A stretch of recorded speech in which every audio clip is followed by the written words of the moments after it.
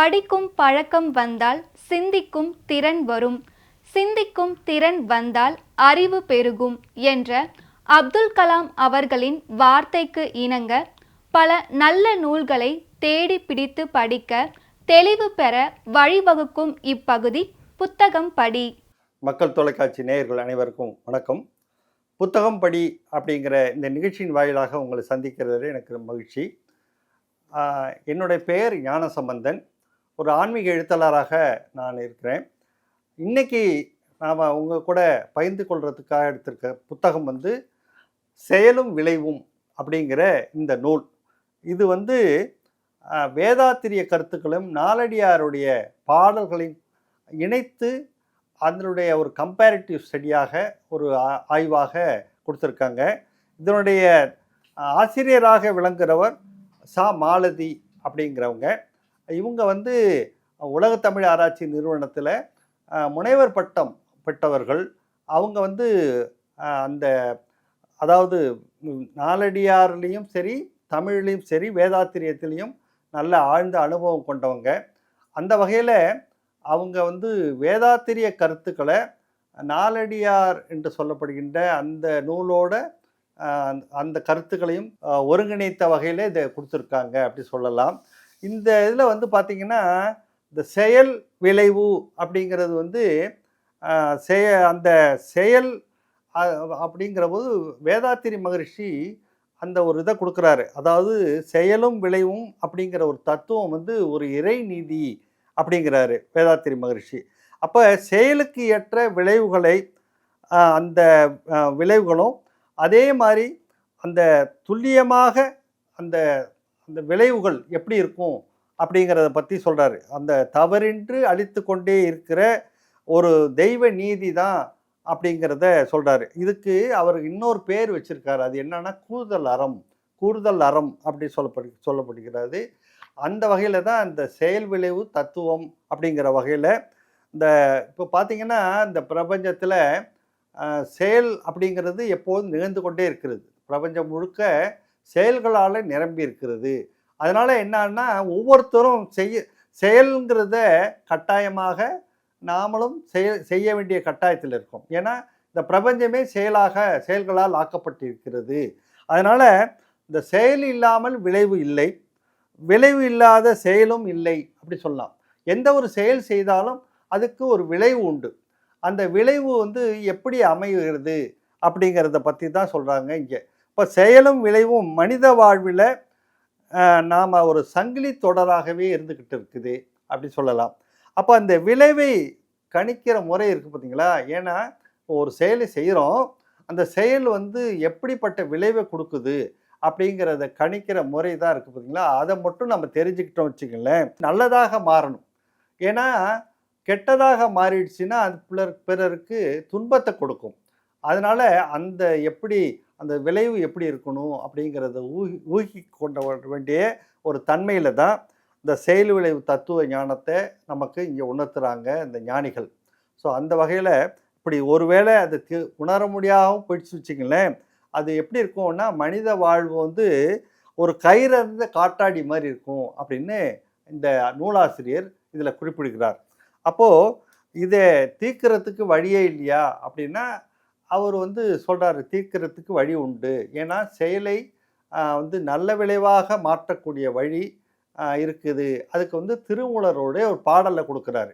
அது என்ன பாடல் அப்படின்னா, திளைக்கும் வினைகடல் தீரூறு தோணி இழைப்பினை நீக்க ஒரு வழி உண்டு, இரு வழி உண்டுன்னு சொல்கிறார். இழைப்பினை நீக்க இரு வழி உண்டு, இழைக்கும் தனக்கும் அக்கேடில் முதல்வன் விளைக்கும் அறம் மேற்றுணையாமே அப்படி சொல்லி அறமும் தவமும் இதுக்கு ஒரு வழி, அதுக்கான வழி ரெண்டே ரெண்டு. அது என்னன்னா அறம் தவம். இந்த ரெண்டையும் சொல்கிறது மூலமாக செய்கிறது மூலமாக இதை நாம் இந்த செயல் விளைவுலேருந்து நாம் அந்த உணர்ந்து கொள்ளலாம் அப்படி சொல்கிறாரு. அப்போ இதை உணர்ந்து கொள்கிற போது உள்ளது என்ன அப்படிங்கிறது தெரிஞ்சுக்கலாம். அந்த வகையில் நல்லதை செய்கிறது அப்படிங்கிறத நாம் கொண்டு கொள்ளலாம். அதே மாதிரி தீமை வந்துச்சுன்னா அந்த அல்லதை விடுதல், தேவையில்லாததை விடுதல் அப்படிங்கிற வகையில் நம்ம வாழ்க்கையை அமைச்சுக்கலாம் அப்படிங்கிறத இந்த பாடல்கள் வழியாக நம்ம நாலடியாரில் கொடுக்குற கருத்துக்களையும் வேதாத்திரிய கருத்துக்களையும் இணைத்த வகையில் அவங்க வந்து கொடுக்குறாங்க அப்படின்னு பார்க்குறோம். அதே மாதிரி பார்த்திங்கன்னா நம்ம வந்து நிறையா அந்த பழமொழிகள் சொல்லுவாங்க. அதாவது முற்பகல் செய்யின் பிற்பகல் விளையும், வினை விதைத்தவன் திணை அறுப்பான் அப்படிங்கிற இதெல்லாமே இந்த செயல் விளைவு தத்துவத்தை அடிப்படையாக கொண்டதாக இருக்குது. அப்படி இந்த மாதிரி நிறையா இருக்குது, இது மாதிரி எல்லாம் இருக்குது. அப்போது இதில் என்ன சொல்ல வராங்க அப்படின்னா, நன்மை செய்தால் இன்பம், தீமை செய்தால் துன்பம். அப்போ இந்த விளைவை தெரிஞ்சுக்கிட்டோம்னா நாம் வந்து நல்லது செய்கிறது அப்படிங்கிறத மட்டும் நம்மளுடைய எண்ணம் நல்லா இருந்துச்சுன்னா நம்மளுடைய செயலும் நல்லாக இருக்கும். அந்த செயல் நல்லா இருக்கும்போது அது நன்மையை தரும்.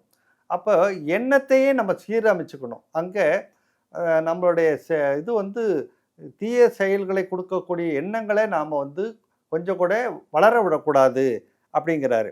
அதுக்காக தான் சில பாடல்கள் மூலமாக இந்த அறநெறியை வந்து அவங்க வந்து இங்கே உணர்த்துறாங்க பார்க்குறோம்.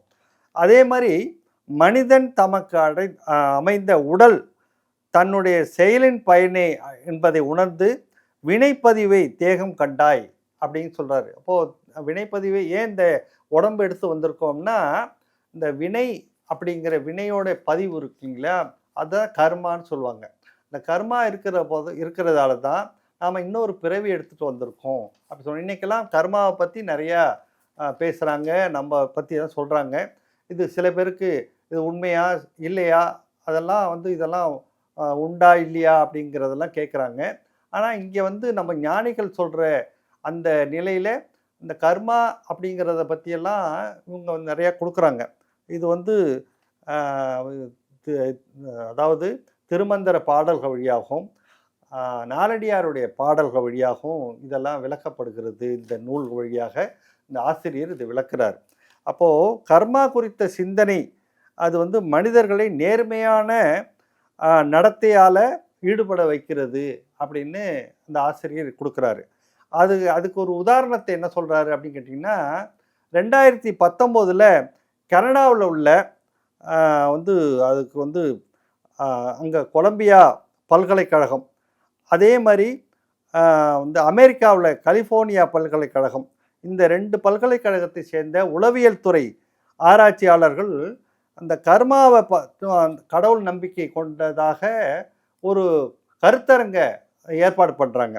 அந்த கருத்தரங்கு வந்து thinking about karma and god reduces thinking and karma and god reduces self, அதாவது செல்ஃபினஸ் எமாங் பிலீவர்ஸ் அப்படின்னு சொல்கிறாங்க. எப்படின்னா, இந்த கடவுள் நம்பிக்கை உள்ளவங்க அதேமாரி கர்மா மேலே நம்பிக்கை இருக்கிறவங்க அந்த செல்ஃபினஸ் என்று சொல்லப்படுகின்ற அந்த இதிலேருந்து அவங்களுக்கு குறையறதுக்கான தன்மை உண்டு அப்படின்னு சொல்லுவாங்க. அதுக்கு ஒரு பயிற்சி முறைகளும் செஞ்சு கொடுக்குறாங்க. அது என்னென்னா, ஒரு பந்தயம், அதாவது அந்த இன்றைக்கெல்லாம் சொல்கிறாங்க இல்லைங்களா, நம்ம வந்து இணைய வழியில் நடத்துகிற அந்த பந்தயம் மாதிரி ஒரு பந்தயத்தை நடத்துகிறாங்க.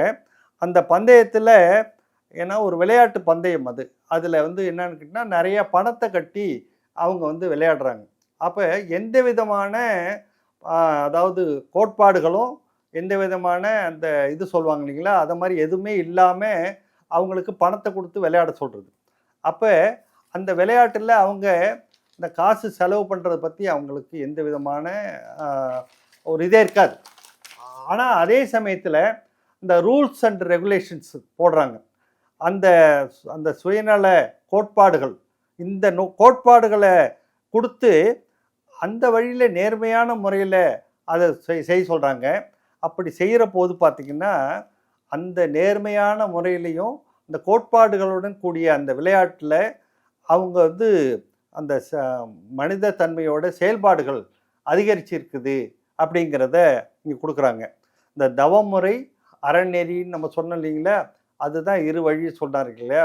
அந்த அறநெறியும் தவமுறையும் பற்ற தருக்கண்ட தன்முனைப்பு குன்றி போகும், பழவினைகள் புதிது எழா, முன்னம் செய்த பதிவுகளும் மறைந்திடும், மெய்ப்பொருளும் காணும் அப்படின்னு வேதாத்திரி மகரிஷி ஒரு பாடல் கொடுக்குறாரு. ஸோ அந்த பாடல் அடிப்படையில் தான் இந்த செயலையும் விளைவையும் நாம் எப்படி பார்த்துக்கிறது, எப்படி அதன்படி நடக்கிறது அப்படிங்கிறத இந்த நூல்கள் வழியாக நூலாசிரியர் மாலதி அவங்க சொல்லியிருக்காங்க. இந்த நூலை வாங்கி படிக்கணும் அப்படின்னு சொல்லி கேட்டுக்கிட்டு நிறைவு செய்து கொள்கிறேன். நன்றி.